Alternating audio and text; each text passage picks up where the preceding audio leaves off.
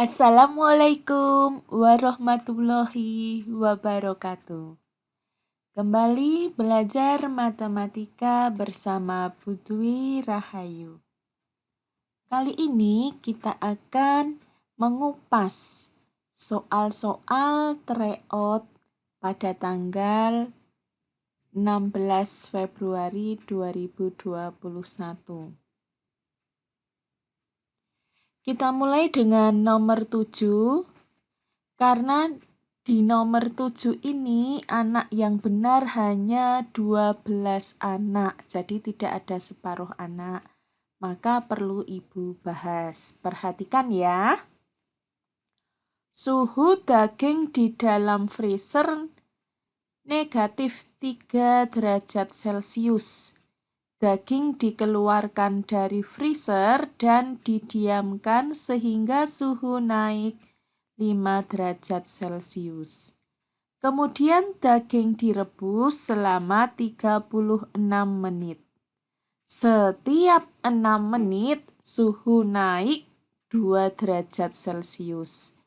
Perubahan suhu daging saat di freezer dengan suhu setelah direbus adalah, kita tulis dulu pada awalnya suhunya negatif 3 derajat Celcius, kemudian naik, maka kita tambah naiknya 5 derajat Celcius. Kalau kita hitung, masih ingat ya cara menghitung bilangan positif negatif? Apabila ada penjumlahan seperti ini, yang angka besar kurangi angka kecil. Perhatikan, angka besarnya bertanda positif atau negatif. Antara angka 5 dan 3 tentunya besar 5. Nah, angka 5 ini bertanda positif, maka nanti hasilnya positif. Besar kurangi kecil, 5 kurangi 3, berarti 2 derajat Celcius. Atau pinjam 3, kamu sudah punya 5, yang 3 untuk mengembalikan, maka masih ada 2. Selanjutnya kita lanjutkan ceritanya di sini. Kemudian daging direbus selama 36 menit. Kalau direbus suhunya tentunya naik ya.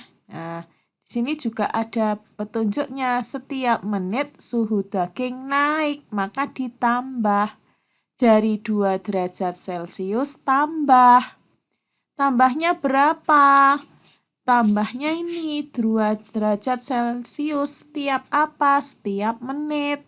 Padahal ngerebusnya berapa menit?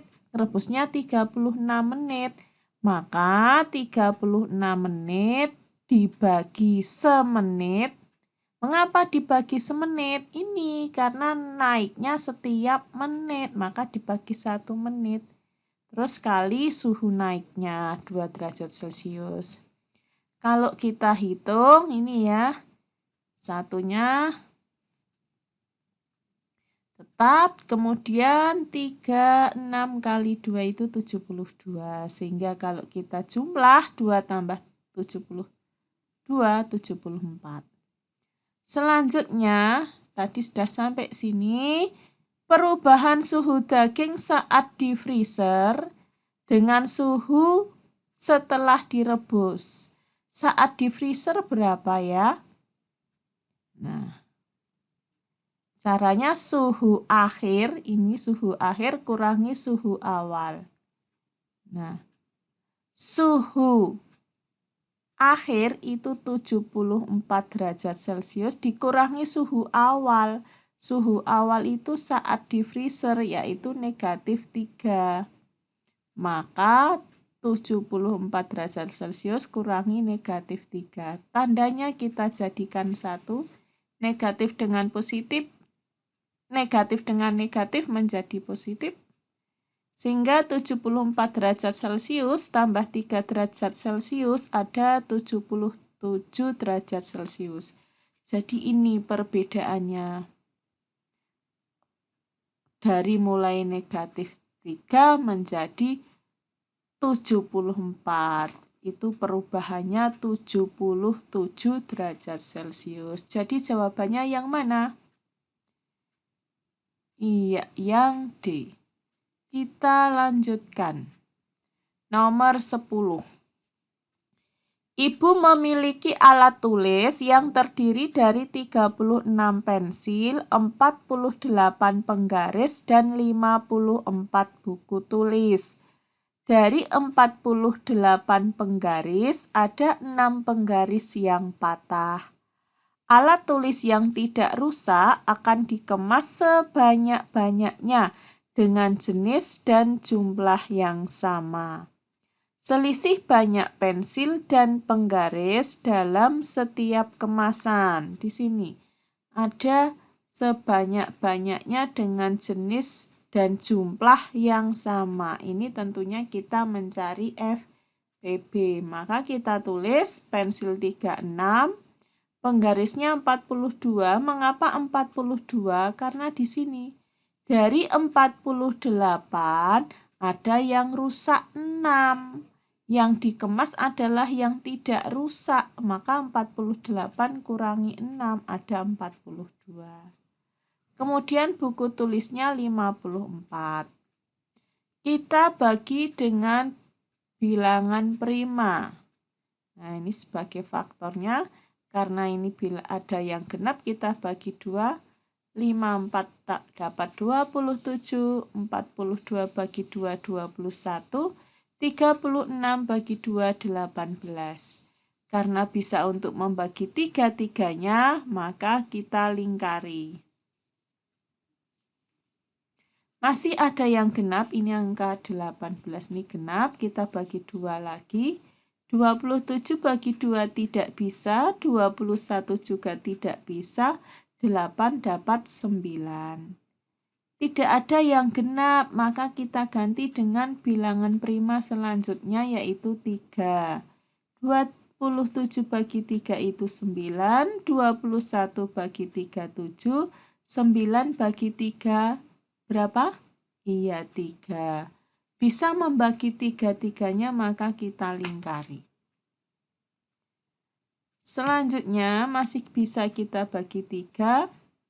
9 dapat 3, 7 tidak bisa, tetap 3 bagi 3, 1. Kalian lihat di sini sudah bilangan prima. Kalau FPB tidak harus sampai 1 semua, enggak apa-apa, asal semuanya sudah menunjuk bilangan prima. Ini 3 prima, prima, ini prima. Kalau yang 1 memang sudah akhir.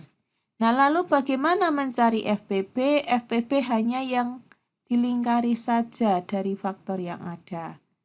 Maka hanya 2 kali 3 ada 6. Kemudian yang ditanya selisih banyak pensil dan penggaris dalam setiap kemasan. Tentunya kita cari dulu banyak pensil setiap kemasan. Tadi pensil awalnya ada 36, dibagi FPB-nya 6, hasilnya 6. Kemudian banyak penggaris dari seluruhnya yang utuh itu 42, dibagi FPB-nya 6 dapat 7. Sehingga selisih pensil dan penggaris yang besar kurangi yang kecil, 7 kurangi 6 ada 1. Yang mana jawabannya? Ya, yang A.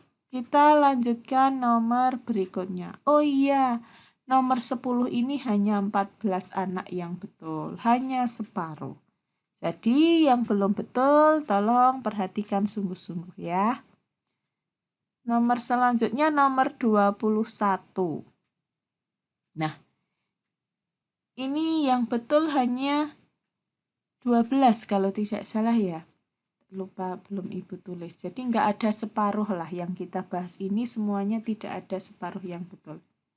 Nah, ini kita cari dulu sisinya.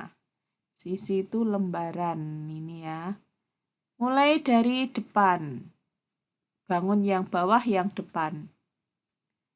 Kemudian depan biar enak, sama-sama depan tapi yang atas. Kemudian Setelah depan yang kanan, ini kanan. Kemudian kanan yang atas ada 4 ya. Kita cari lagi sisi yang kiri yang bawah ini. Sisi kiri yang atas ini. Kemudian kita cari sisi bawah. Nah, sisi bawah ini yang besar ya. Kalau yang satu kenapa nggak dihitung? Nah, karena yang satu ini sudah menyatu dengan sisi yang atas. Kemudian 8, nomor 8, sisi atas yang bawah. Ini maksudnya bangun yang bawah ini 8. Kemudian sisi atas yang atas ini. Kemudian yang 10 sisi belakang. Nah, ini atas dengan bawah itu satu sisi karena gandeng ini tandanya. Nggak ada garis putus-putusnya, jadi ini menyatu. Nah, ini kalau Ibu tunjukkan dengan anak panah, nah ini 1, 2, 3, 4, 5, 6, 7, 8, 9, 10. Nah, ini 10 yang belakang. Sehingga jawabannya adalah A. Kita lanjutkan nomor 22. Nah, 22 ini yang betul juga hanya 14 anak. Jadi separuh ada yang salah, padahal ini sudah pernah ya. Ayo perhatikan. Pak Agung mempunyai kebun berbentuk persegi panjang. Panjang kebun 54 meter dan lebarnya 9 meter. Di sepanjang keliling kebun ditanami pohon ketela dengan jarak antar pohon 1,5 meter. Dan di setiap sudut kebun ditanami pohon pepaya. Banyak pohon ketela yang ditanam ada. Nah, tentunya kita harus mencari kelilingnya dulu. Karena berbentuk persegi panjang, maka keliling adalah 2 kali panjang tambah lebar. Kita masukkan angkanya 2 kali, P-nya 54, L-nya 9. Sehingga 2 kali hasilnya 54 tambah 9 itu 63 meter. Kalau kita hitung hasilnya 126 meter. Kemudian kita cari banyak pohon ketela. Nah, asalnya dari keliling dibagi jarak tanam. Nah, karena setiap sudutnya itu ditanami pohon kelapa, maka tidak seluruhnya keliling itu pohon ketela. Maka kita kurangi dengan pohon pepaya. Karena pohon pepaya ada di setiap sudut, kita ingat persegi panjang ada 4 sudut. Nah, berarti nanti pohon pepayanya berapa? 4, iya benar. Kita masukkan angkanya. Kelilingnya tadi sudah dihitung 126 meter dibagi jarak tanamnya 1,5 meter dikurangi 4. Ingat, sudut 4 ini dari banyak pohon pepaya. Pepaya ditanam setiap sudut. Sedangkan sudut persegi panjang ada 4, maka kurangi 4. Hasil dari pembagian 126 dibagi 1,5 itu ada 84. Kemudian kurangi 4, hasilnya ada 80. Adakah jawabannya? Iya, yang D. Kita lanjutkan nomor berikutnya, yakni nomor 23. Di sini hanya ada 13 anak yang benar. Nomor 23, di halaman rumah Bu Irma terdapat 2 taman berbentuk seperempat lingkaran dengan jari-jari 4,2 meter. Di sepanjang keliling taman tersebut ditanami tanaman pucuk merah dengan jarak tanam 0,6 meter. Banyak pucuk merah yang ditanam di kedua taman tersebut, ada titik-titik pohon. Kalian ingat ini bentuk seperempat lingkaran, jadi yang dihitung kelilingnya ini ya, tali busur ini dihitung dari seperempat lingkaran, terus nanti ditambah garis ini. Nah, kedua-duanya ini jari-jari, sehingga kelilingnya sama dengan seperempat vide. Ini rumus keliling lingkaran tambah R tambah R. Kita masukkan angkanya seperempat kali V-nya 22/7 kali D-nya, karena R-nya 4,2 berarti D-nya dikali 2, 8,4. Ditambah R-nya, ini R-nya 4,2, terus ini R lagi 4,2. Nah, kalian hitung ya. Ini yang dikurung 6,6 meter ditambah ini 4,2 tambah 4,2 8,4. Sehingga kelilingnya 15 meter. Kemudian ini baru satu taman ya. Kemudian dibagi jarak tanamnya kalau mencari banyak pohon. Nah, nih. Ini kelilingnya dibagi jarak tanam, karena tamannya 2 maka kita kalikan 2, sehingga 15 meter dibagi 0,6 dikali 2 itu hasilnya 50. Jadi jawabannya yang B. Nomor selanjutnya nomor 25. Rina berangkat bersepeda dari rumah pukul 15.12 menit waktu Indonesia Barat dengan kecepatan rata-rata 15 km per jam menuju rumah Rini. Pada waktu yang sama, nah ini kuncinya, pada waktu yang sama. Kalau pada waktu yang sama berarti tidak ada selisih jarak. Kita lanjutkan. Rini berangkat bersepeda dari rumah menuju rumah Rina dengan kecepatan 10 km per jam. Rina dan Rini melewati jalur yang sama. Jarak rumah Rina dan Rini 5 km. Mereka berpapasan pada pukul titik-titik. Kalian harus tahu K1-nya, K1 itu orang pertama, yakni Rina, kecepatannya 15 km per jam. Kemudian Rini 10 km per jam. Kemudian jarak mereka rumahnya 5 km per jam. Untuk mencari waktu papasan, jarak dibagi kecepatan 1 tambah kecepatan 2. Ingat, ini tidak ada selisih jarak karena waktunya sama, maka lebih mudah. Jaraknya 5 km ditambah K1 tambah K2, sehingga 5 km dibagi 25 km per jam. Itu ada 1/5 jam. Nah, kemudian mereka berpapasan kapan? Ya, ini jamnya berangkat sama, 15 lebih 12 ditambah 1/5 jam. 1/5 jam itu berapa? Kamu hitung dulu. 15, 12 menit tambah 1/5 kali 60 menit. Maka 15, 12 tambah 12 menit. Ada 15 lebih 24 menit.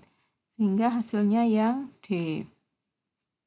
Nah, waktu papasan ini hanya separuh anak yang benar. Jadi tolong benar-benar dicermati. Ini masih waktu papasan yang paling mudah. Kemudian nomor 30. Nah, ini tidak ada yang benar. Jadi tolong perhatikan. Banyak sumbu simetri pada bangun datar tersebut ada.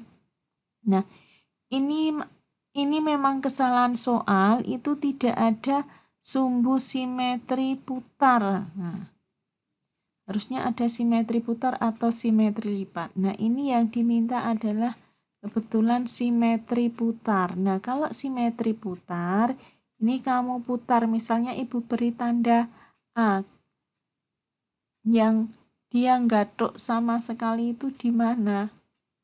Nah, di angka 1. Karena ini ujungnya tidak sama, maka kalau seperempat lingkaran dia nggak bertemu. Ini nggak bisa menempatkan di sini juga karena ini sudutnya berbeda. Sehingga sumbu simetrinya itu hanya ada 2, jadi jawabannya yang C. Terus nomor selanjutnya,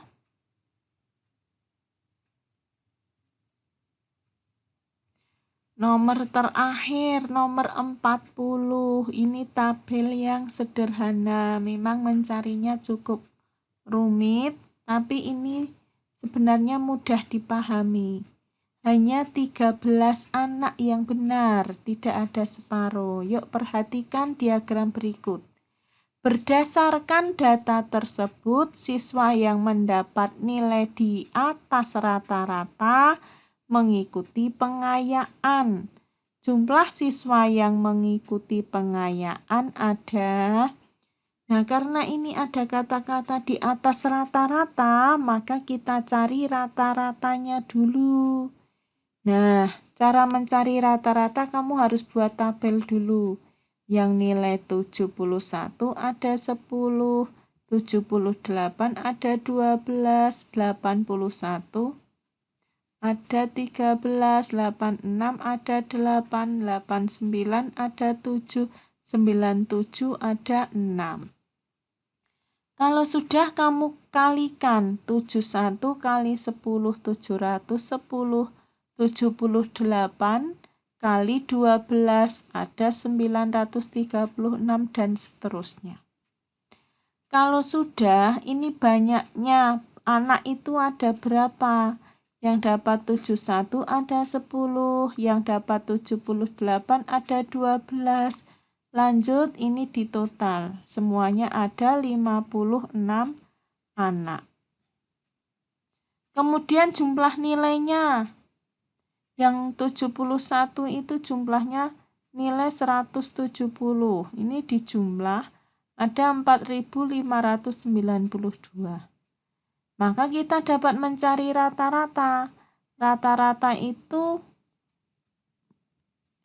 rumusnya jumlah keseluruhan dibagi banyaknya. Nah, ini 4.592 dibagi 56. Ini jumlah seluruhnya nilai, ini banyaknya siswa. Sehingga kalau dihitung ada 82. Yang ditanyakan jumlah siswa yang mengikuti pengayaan. Yang mengikuti pengayaan tadi yang nilainya di atas rata-rata. Kalau rata-ratanya 82, maka yang ikut pengayaan itu yang dapat nilai 86, yang dapat nilai 89, ada yang dapat nilai 97. Ini 8 anak, yang 897 anak, yang 97 ada 6 anak. Kalian jumlah semuanya ada 21 anak. Jawabannya yang B. Nah, demikian anak-anak soal-soal yang hanya jumlah betulnya belum ada separuh anak. Terima kasih atas perhatiannya. Silahkan dipelajari, yang sudah bisa juga tetap memperhatikan ya, diulangi lagi, benar-benar dicermati. Terima kasih. Wassalamualaikum warahmatullahi wabarakatuh.